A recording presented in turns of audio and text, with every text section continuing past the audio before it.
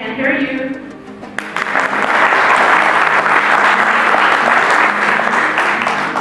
Thank you so much. Thank you so much.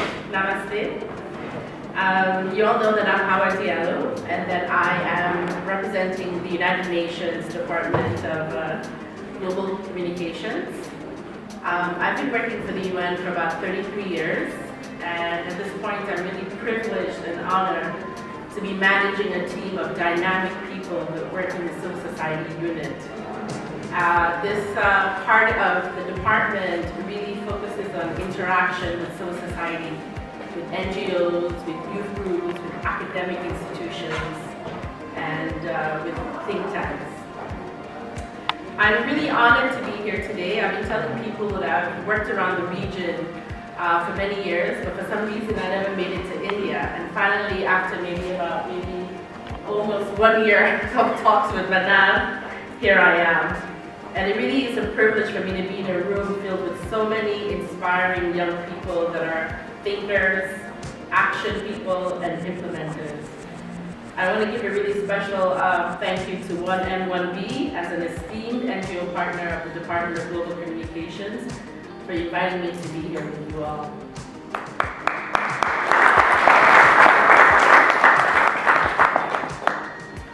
At the United Nations, which this year is celebrating 75 years of being created, there's a strong belief in the potential of young people. Their passion, their energy, and commitment to make a positive change is undeniable. I feel that energy and I feel that passion as I look around the room. I also see this passion and energy in the projects of 1M, 1B. And this is really a perfect example of the type of energy, progress, inspiration that the UN is trying to capture during this celebration of the 75 years. I highlight this because it's really important to me personally, but also the United Nations.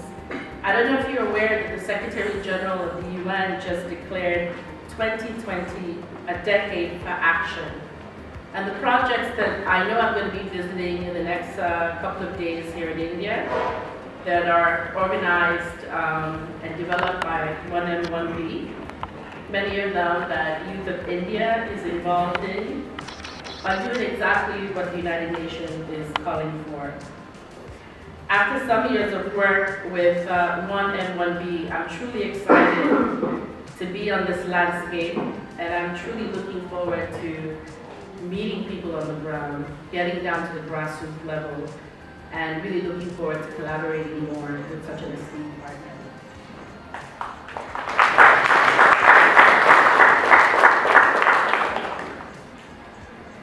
So the Civil Society Unit, which I head in New York, one of the major things we do is that we bring young representatives of civil society together.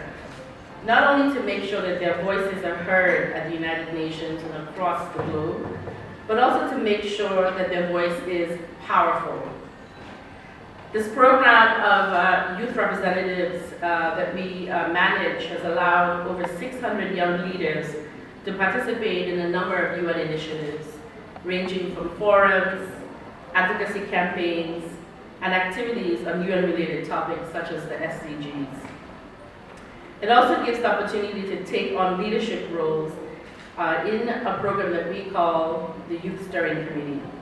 This committee is made up of young people just like you that come together to advise the department on youth-related planning and activities. I think it's very easy to say that we work in youth, we believe in youth, and we do this with youth, but many times sitting at a desk, we're very far from the reality of what's happening on the ground. So our department has made an effort really to work for and work along with young people in having them advise us how to properly develop and implement activities that are needed by young people. Now, more specifically, in my department, we've made sure that young people are included in major conferences and summits. For example, there's one or two people in this room that participated in the Youth Climate Summit and the SG Summit that happened sometime in September. That's a concerted effort that my department has done to make sure that the youth voice is very heard. One of the major things we did during that summit is, along with young people, we created a full day program of SDG action.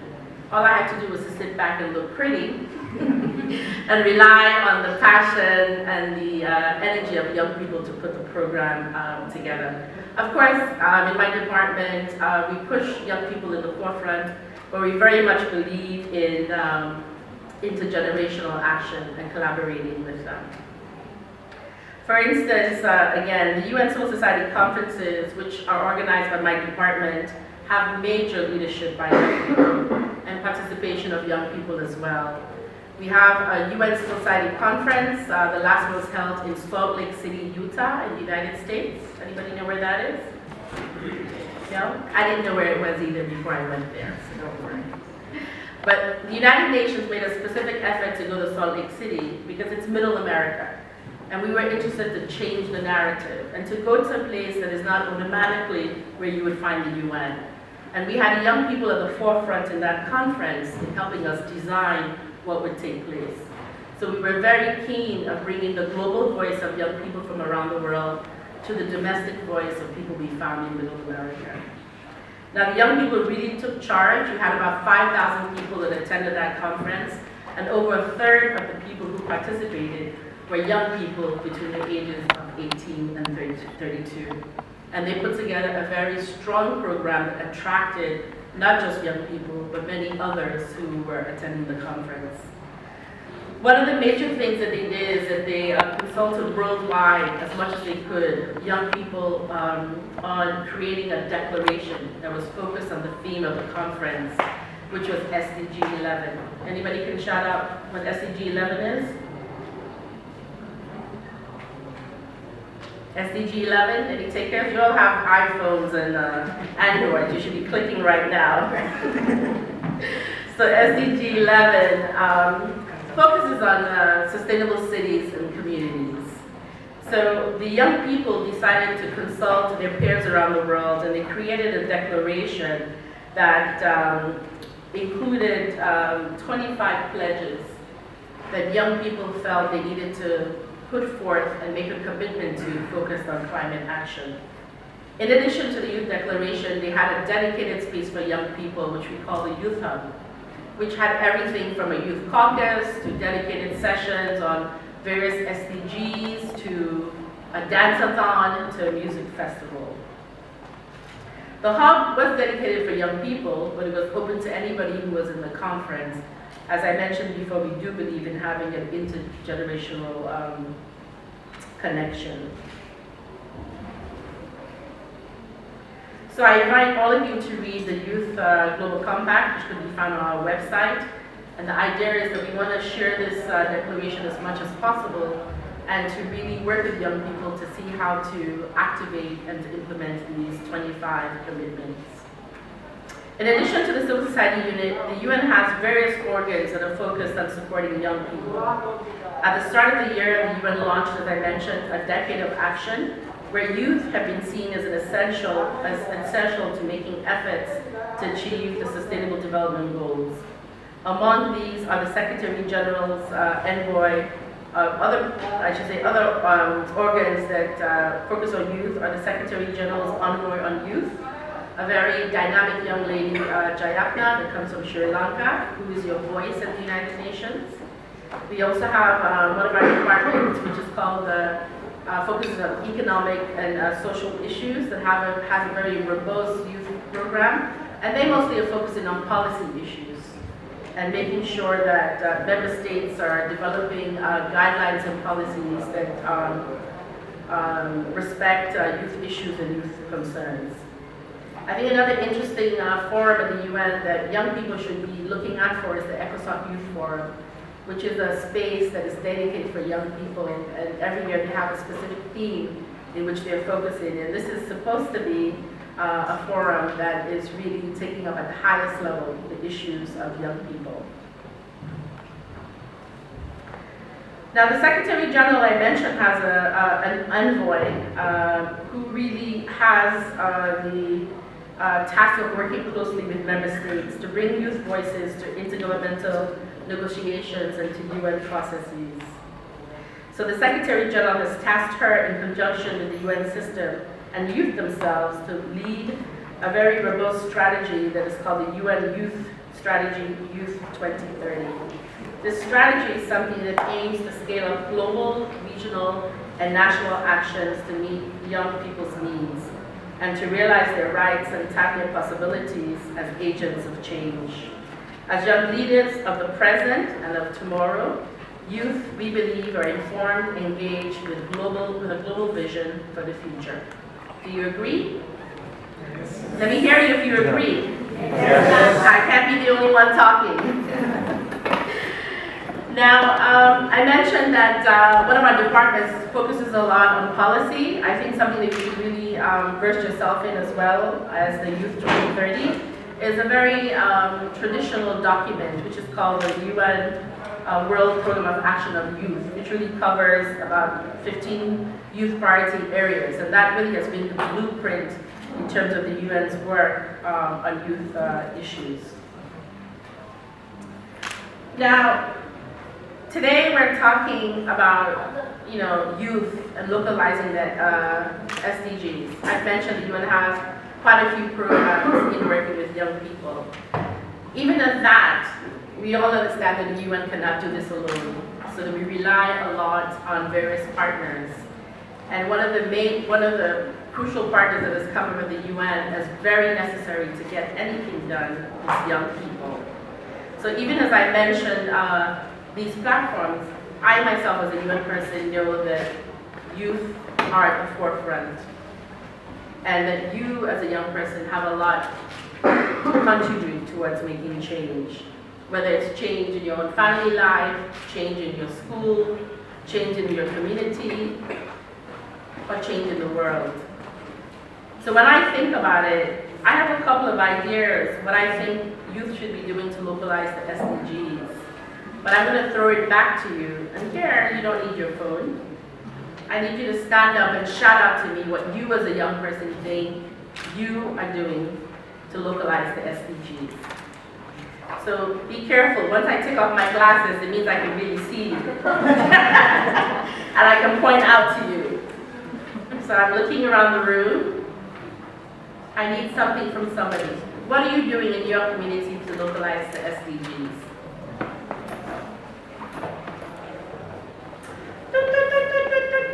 I see the gentleman right there with the glasses. I knew you were about to raise your hand. We can spread education in our local areas through our participation. That's the fourth SDG goal of the SDG whole scenario. So tell me, what's your favorite SDG? Or what's one that you like? For the quality education. SDG? 4. Awesome. So because I believe in gender equality, I need a young lady to stand up and give me an example. Here comes my radar. I see the lady with the black and red jacket. Ma'am, I would like gender equality and that we're treated as equal not only in rituals, not only in the spaces but also in rituals. And a marriage that is now is gender biased till yet, it should be equalized. Awesome. I'll take one more. Was somebody just waving at me or they had an answer? One more from somebody, and I'll throw it up in the air. It could be a boy or a girl. If not, here comes the radar. I see the lady with the glasses in back of the gentleman who spoke. I was seeing if I had a chart of the SDGs so you could cheat right there. In a nice way though.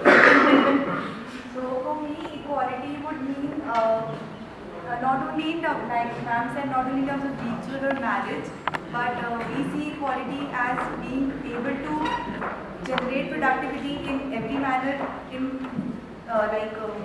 We have a project. We are from Sri Lanka College of Commerce, so we have a project named as Arogya, where we empower women and develop women entrepreneurs. So that's where we help the community. We help women to generate women entrepreneurs. Awesome. There are 2 SDGs that deal with women, gender, inequalities. Who knows any one of the two. One comes after SDG 4. SDG 5. And the one on inequalities is SDG 10. So give yourself a round of applause. Kind of help me with my speech.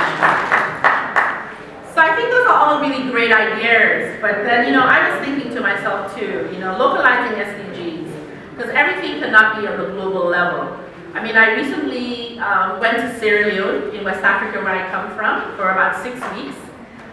And I went for a death in the family. And I must say that after the funeral had finished, I had time on my own to just be in Sierra Leone. And I had not been there in 10 years. And honestly, one thing I can say, I was really shocked by the reality of what I was seeing as an individual. And I was telling one of the youth here that I didn't have to go far. I saw it in my own family.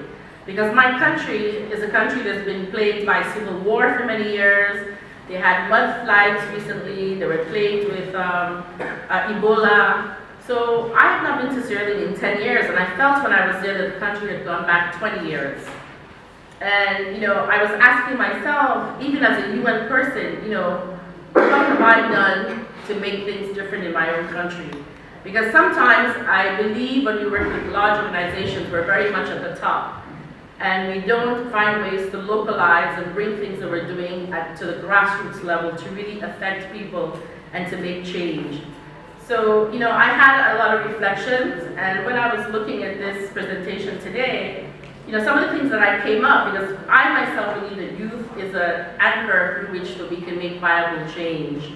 I always believe that as a person, not even as a young person, but any individual, that you must stay informed and stay involved. And once you have that ammunition, you must take action at all levels. So for me, even as a UN worker, my understanding now is global level is good, and it's necessary, but my work also needs to trickle down to the local level. So in a sense, I have to be global, or else there's no change. One of the things that I've always thought about, how do you bring the information of the UN to people, is thinking out of the box.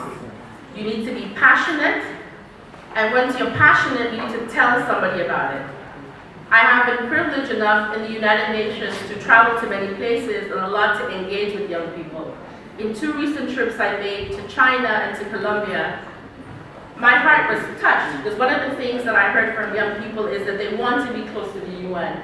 They want to work with the UN, but they don't know how to do it. And I think that sometimes we're very traditional in the way that we do our work, that we leave out the most vulnerable populations, or the populations that we need to carry out our message. So remember to think out of the box, be passionate about what you're doing, and make sure you tell someone about the work that you're doing. One of the things I've learned also, being at the UN, and in getting things done, is that you have to go beyond no. That many times, when you come up with an idea, the first thing you hear is no. I have learned in the UN, when I hear no, I was telling my friend, Alicia, I take a couple of steps backwards, I think, and I charge. Because obviously there's something good there and something interesting that I need to come back, regroup, and present my ideas. So remember that no, as my new friend Salish was telling me, is a way for you to find new ideas. And I think, remember SDG 17. Any idea what SDG 17 has to do? It's the last SDG, the most important one. I think I understand what... Partnerships. Partnerships. Exactly. That you cannot do it alone. You have to work with other people.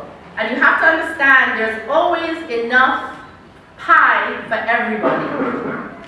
You have to learn how to work with people, how to collaborate, how to share ideas. When I learn, you learn.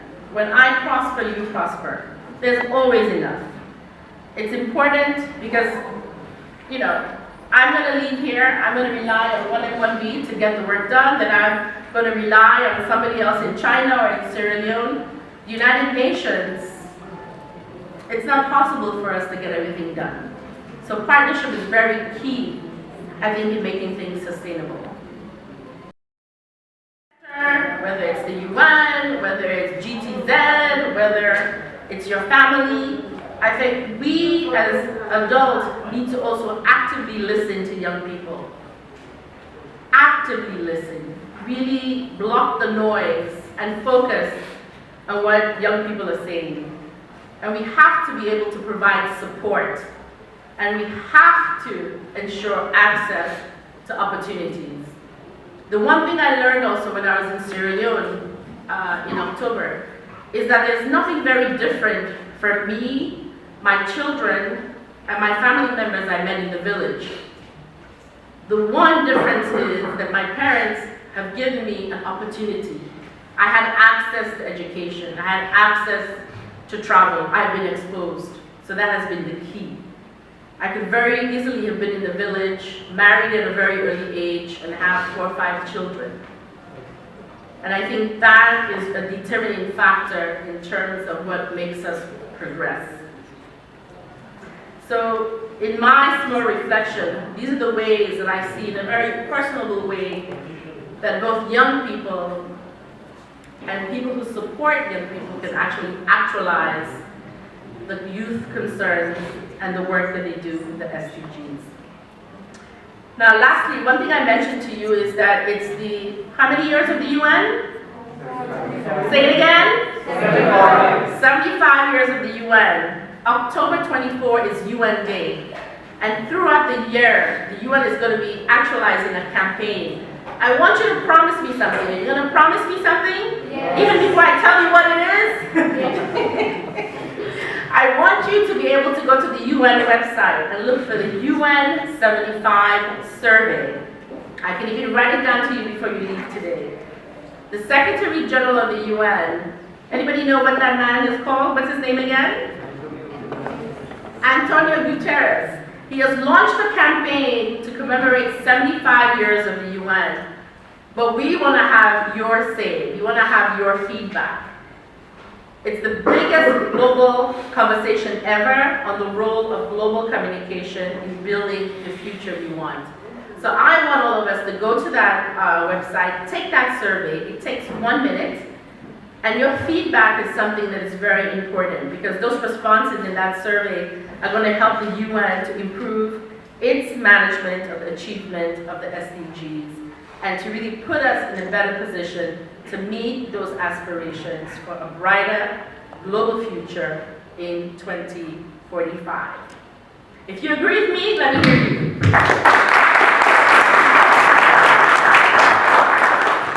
So I really want to leave letting you know the United Nations is closer to you than you believe.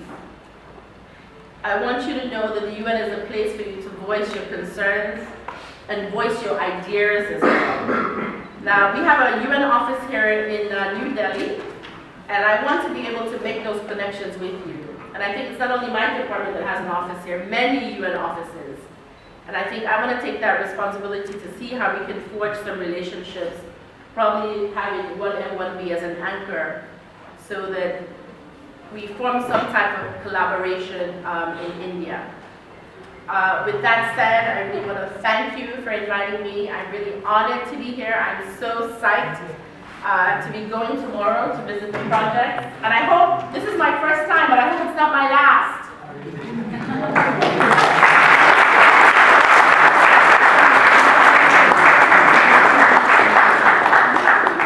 Thank you so much for that address, ma'am. As a member of the Youth of India, I want to bring to your notice that the most answered question whenever somebody asks us that what do you want to do in the future, in all of my political science classes, most of the people stand up and say we want to work with the UN. So listening to you talk about how you want to connect the youth more with the UN was like music to us. Thank you so much, ma'am. Now, I would like to